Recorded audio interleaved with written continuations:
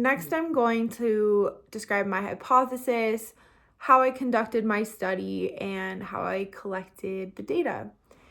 So I watched videos by Mayowa's World, and I particularly watched videos that discussed featureism, texturism, and colorism, which are all forms of anti-Blackness.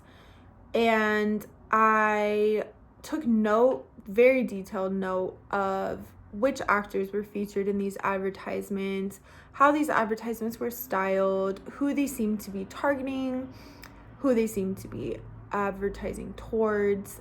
I made sure to take detailed account of which characters had speaking roles, what different characters were doing, if they were in service roles to other characters, if they were in the background, if they were in the forefront, if they were directly selling a product.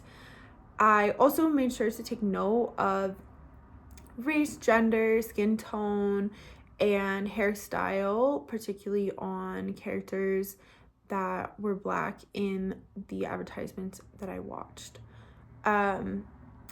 This taking note of hairstyles is important due to the discrimination that Black people face when it comes to natural hairstyles.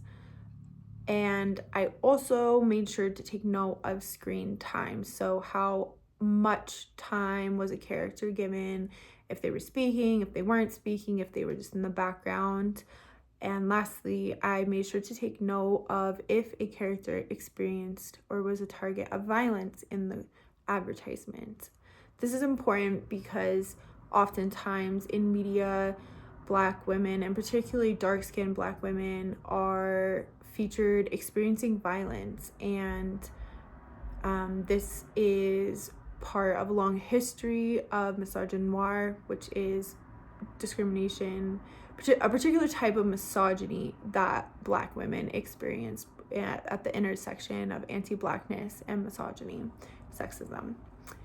My hypothesis is that there would be at least one character featured that was similar or resembled Mayowa and the majority of her audience, which would be a Black woman of dark skin complexion, likely with freeform locks or a natural hairstyle.